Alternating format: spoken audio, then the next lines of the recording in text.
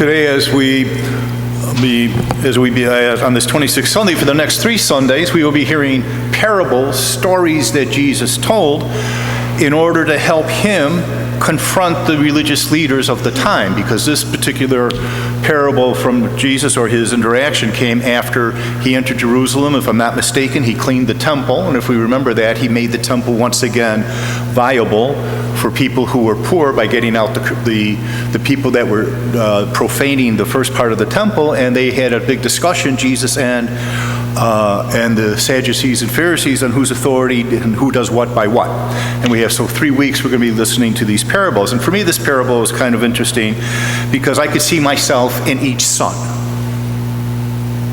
if I want to really look at it and meditate on it. You know, I could see in myself saying yes to something and then just kind of forgetting to do it. You know? And then if nobody calls me on it, I'm relieved. You know, I could tell somebody, yes, I'll do that, and all of a sudden, I don't.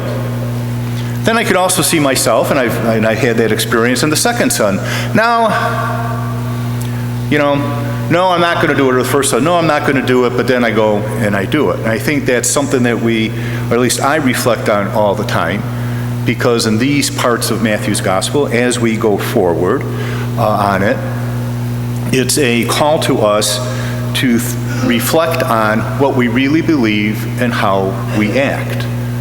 What we really believe is our faith for us and how we put it into practice. And then there's another little part that these parables will take into account. It's also not only our response to it, but because all of us here are people who want to make sure we're doing the right things, a lot of times we're heavy judgers.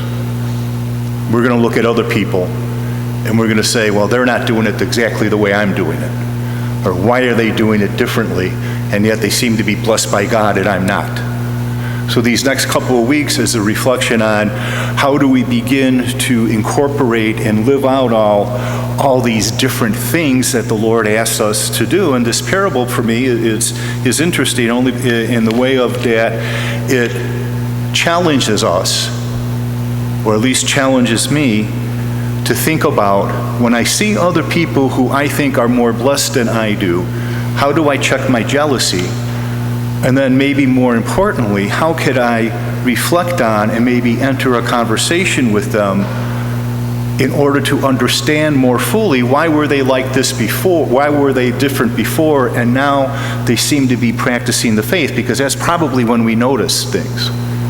That before all their life they did it this way, they weren't believers, they weren't going forward, they weren't doing it, they didn't come to church, and all of a sudden we may see them in church, or may see them wearing a rosary, we may see them blessing themselves, and we're thinking, I wonder if it's just a show. And part of what we're called to do is to interact with one another, to interact and share our faith in an interesting way. And part of that was the synod process that's going on now in the church. The bishops are meeting this weekend to further that synod process, and what people don't sometimes understand about the synod is that the synod process is to get us to speak to one another. That doesn't mean we're going to, just because we say something, it's going to be changed. It's creating an ambience, a type of area in our lives where we could begin to attentively listen to one another and learn from one another, and eventually things may change. And so we're going to we'll pray for the bishops as they meet as the continuing of the synod this October. And I don't know if it was when I was at the Presbyterial Council meetings that I attend as part of the diocese or in some other talk, somebody said this following quote, and I think it's something that we all need to reflect on. A lot of times we will talk about the church's mission. What is it as church that we need to do? Live our faith and all that. What is the church's mission? Why did Jesus come into the world and establish this church, and we're part of it, and what's that mission? How do we define what it is? And as we had the talk, it was an interesting thing, or an interesting comments that were made and reflections that we had.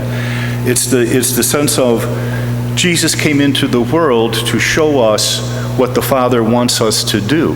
So in a sense, The church doesn't have a mission.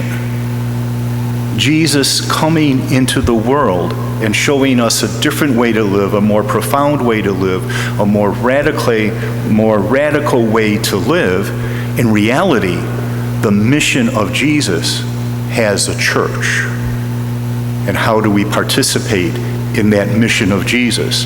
How do we reconcile with one another? How do we care for one another? How do we accompany one another? How do we talk to one another going forward? Because that's the mission that Jesus did that. And the gospel today was that people who maybe are outside the official church are getting it. They're living faith-bound lives. They're living lives based on, they know they have this inner yearning to get connected with something deeper. So how do we participate in that? To really live and say, yeah, the church doesn't have a mission, but the mission of Jesus has a church that responds to his call and puts faith into practice.